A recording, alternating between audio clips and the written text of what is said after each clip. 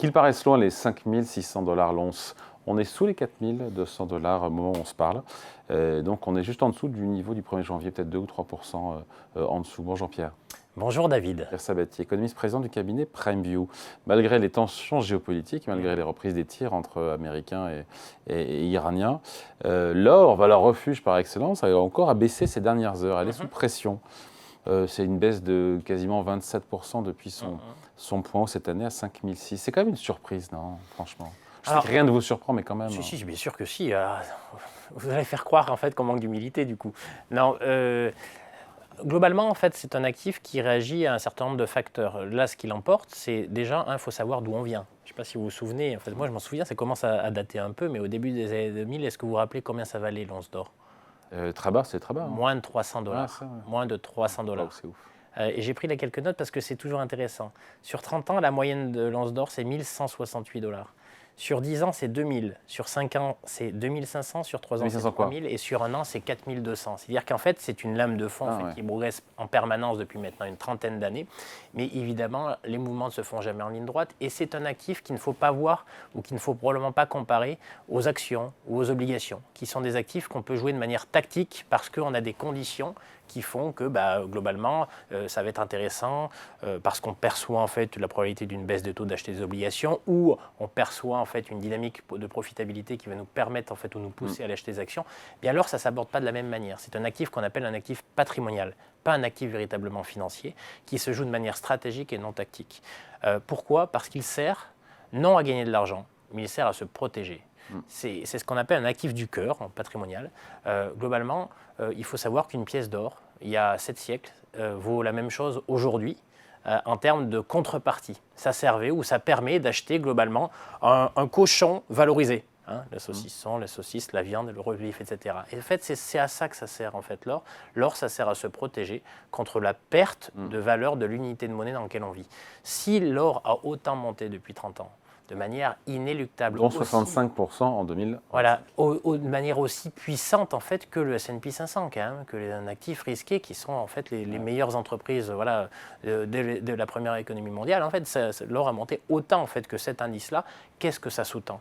Ça sous-tend pas un appétit pour les bijoux. Ça sous-tend tout simplement le fait qu'on est rentré dans un monde dans lequel les gens doutent ou finissent par douter de la valeur de l'unité de monnaie dans laquelle nous vivons. C'est-à-dire que de la valeur en fait du dollar, d'un dollar pour le coup, dans un temps futur, de la valeur d'un euro, de la valeur d'un yuan. Pourquoi? Parce qu'on est rentré dans les politiques monétaires depuis une vingtaine d'années qui sont devenues exotiques, qu'on avait laissées dans les tiroirs depuis 80 ans. Je rappelle qu'on avait rendu les banques centrales indépendantes parce qu'elles ne l'étaient pas au départ. On avait interdit la création monétaire, à savoir le quantitative easing, parce qu'on l'avait fait par le passé. On savait ce à quoi ça avait abouti, à savoir la fin des années 20, la décennie des années 20, avec une bulle colossale qui a entraîné le monde dans une grande dépression pendant 10 ans, la grande dépression des années 30. Tout ça pour vous dire qu'à partir du moment où on a réouvert ce tiroir-là, à partir du moment où nos pays ne sont pas capables d'éliminer les déficits publics et donc vont pousser naturellement les banques centrales à toujours utiliser le levier de la création monétaire, eh bien les gens commencent à douter de la valeur de l'unité de monnaie. Et quand je vous dis ça, c'est important à avoir en tête.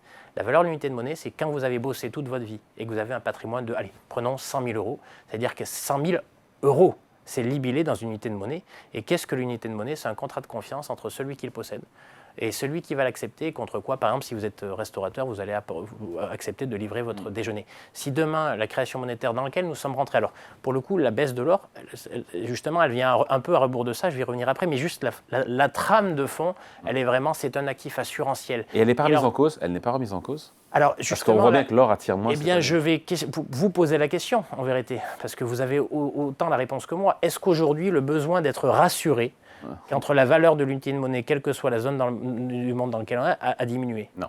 Est-ce que vous vendez une assurance parce qu'elle est chère? Vous avez une assurance parce que vous en avez besoin. Et donc, c'est-à-dire que c'est pour ça que c'est un actif stratégique. La seule question qui vaille, c'est est-ce qu'aujourd'hui, les pays ont réduit tous leur déficit public d'origine structurelle. Pourquoi l'or, encore une fois, cette année attire moins? Pourquoi l'or a retracé de quasiment 30% à très court terme, ce qu'il emporte, c'est que l'or est une forme d'obligation souveraine sans coupon. Vous voyez, c'est une obligation souveraine, ça sert un peu à la même chose. Hein. Quand vous prêtez à l'État français, vous ne prêtez pas à l'État français pour gagner de l'argent. Vous prêtez en fait pour protéger le patrimoine. Hein. La notion de gestion de patrimoine, elle est toujours Ça verse des coupons quand même. Ça verse un peu, mais enfin, ce n'est pas ça qui va vous faire véritablement gagner de l'argent.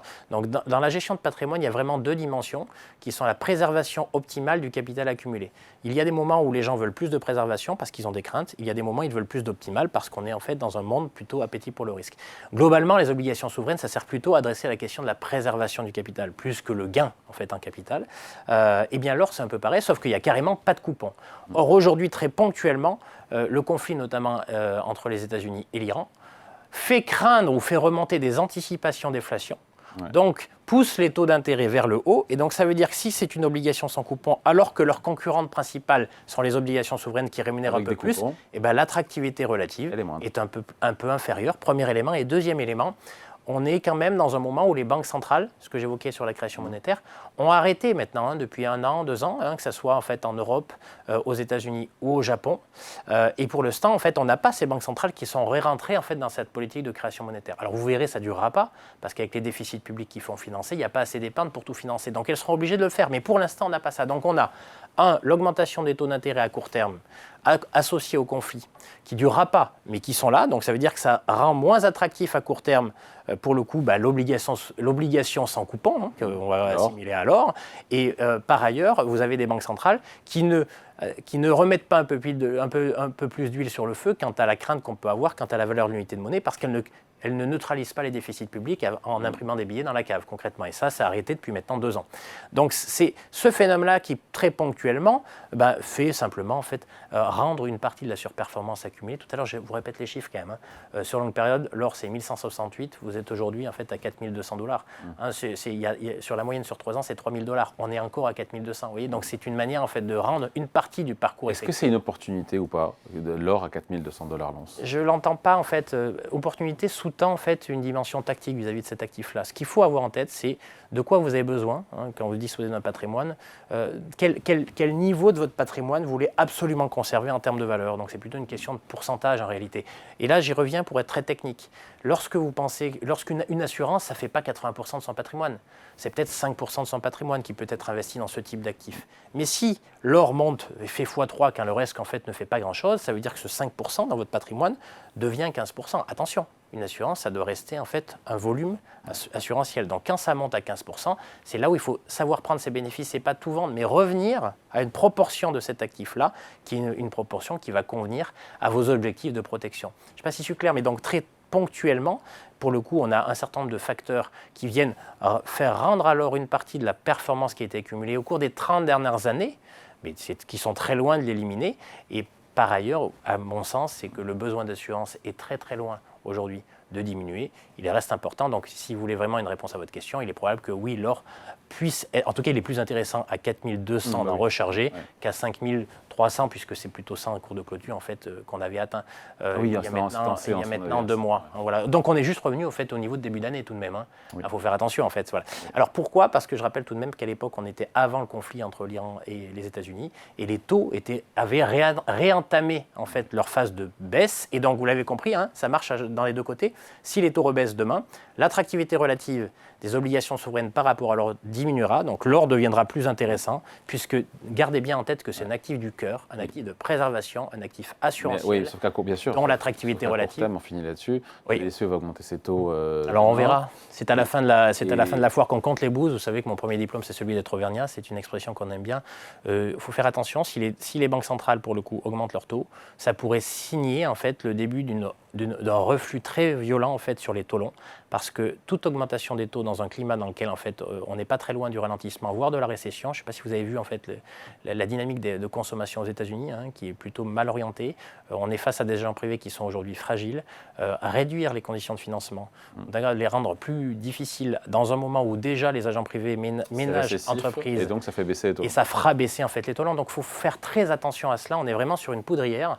Nous ne sommes plus en 2022. Les ménages n'ont plus les moyens en fait, de supporter l'inflation actuelle. Donc ça veut dire qu'à rebours, elles vont arbitrer sur des dépenses de consommation qu'elles ne pourront plus assumer. Donc c'est très récessif. Si vous augmentez les taux, pour être très honnête, je pense que ça pourrait être considéré a posteriori comme une erreur de politique monétaire du même acabit de ce qu'on avait vécu à l'époque de 2008-2009. Mais ça fera baisser l'or. Avec la Banque Centrale Européenne. Non, je ne crois pas, parce que ça fera à rebours très vite, rebaisser les taux longs.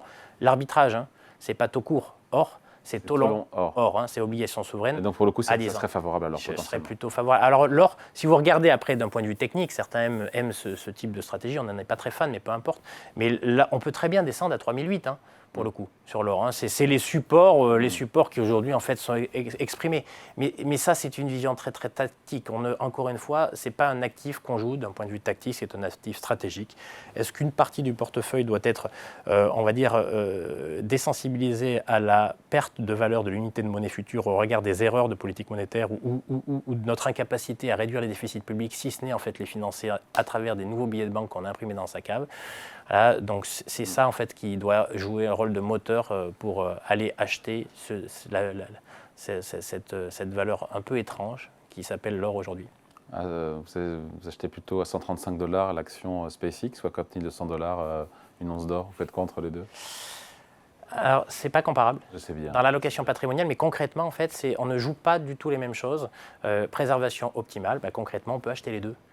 Parce que c'est comme ça que ça doit s'entendre, c'est-à-dire en fait préservation optimale, c'est avoir des actifs. Non, c'est des actifs. On a une école, en fait, on a créé une formation qui s'appelle ingénierie en allocation patrimoniale. Ouais. Pour le coup, il y a en 2019 dans le cadre de l'organisme de formation que je préside qui s'appelle l'OREP. Vous me permettez de faire un peu de pub. Donc là, ça c'est fait, n'est-ce pas? Mais tout ça pour dire qu'en réalité, la préservation optimale, ça se fait justement en adressant la question de la préservation. De quoi j'ai besoin dans mon patrimoine pour véritablement m'assurer que celui-ci ne perdra pas sa valeur? Et de l'autre côté, comment je gagne de l'argent? Et donc les actions sont des actifs en fait complémentaires des obligations. C'est pour ça qu'il ne faut pas opposer l'un ou l'autre. C'est pas l'un ou l'autre, c'est l'un et l'autre. Le plus important, c'est les proportions. Allez, merci beaucoup. Explication signée Pierre Sabatier, économiste et président du cabinet PrimeView. Salut.